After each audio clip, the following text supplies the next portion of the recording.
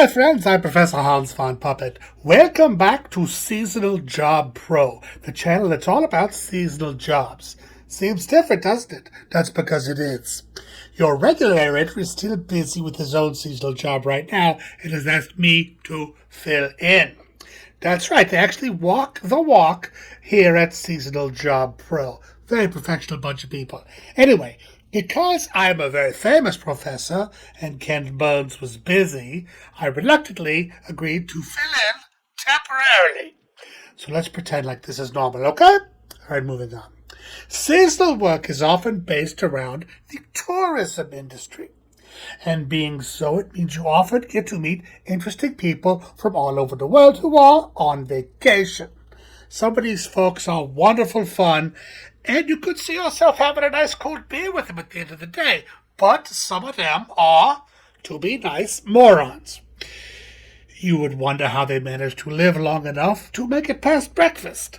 And late into a busy season of working hard, there's a point when you just want to strangle the next idiot that asks you the same stupid question. Well, my friend, you're not alone. There's a pretty good chance everybody walking around you is also starting to feel this way. There's a name for this.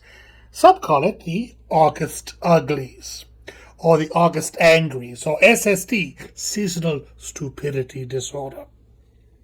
And it's okay. To get through it, Seasonal Job Pros will sit around and relax and talk about the dumbest people they've encountered on that given day. And inevitably, they start trading stories about the stupidest questions they've heard.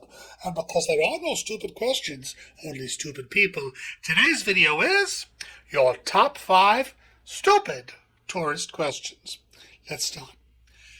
Number 5. Is this man-made? The Grand Canyon is 277 miles long, 6,000 feet deep, and thought to be between 5 and 6 million years old. And on a regular basis, visitors to the Grand Canyon will in fact ask, is this man-made? And instead of pointing to the many, many signs that are everywhere telling you how it works, and already having explained the signs to them, the best answer a guide or park ranger can say is, as a matter of fact, it was dug out by hand by a fellow named Timothy Grand. That's why they called it the Grand Canyon. True. Number 4. What time do they turn on the Northern Lights? The Northern Lights, or the Aurora Borealis, as we mentioned in another video, are caused when the sun and some science and magic make the dark skies in the higher parts of the Northern Hemisphere get all swirly and colorful and so juicy. That's very beautiful. Although it is very regular, it's not on a switch. And some people are silly enough to ask, what time do they come on? The best answer we've heard tour guides say at various hotels is, well, they're on a motion sensor. So if you don't see it right away, just wave your arms around a little. Number 3, Niagara Falls. In New York State during the 1980s, it seemed like everyone was off to either have a honeymoon or ride in a barrel at Niagara Falls. At least that's how it felt to me watching sitcoms as a young professor. To my amazement, people still go to this place. A lot. And unfortunately, it is a fairly common thing for tourists to ask, when do they turn the falls off? People actually ask this question. The best answer to give is, as soon as the water runs out. It's actually kind of a real problem. Anyway, number 2, across the globe, planes, trains, boats, and automobiles leave and arrive on meticulously maintained schedules. And yet, even though they have scheduled a set time of departure, some people will find the time in their own schedules to ask, what time does the 2 o'clock boat leave? Or train or whatever. And of course, the best answer you can give them is 1:30. Silly questions deserve silly answers, and that one might get them there on time. And finally, number 1, island communities get this question far too often.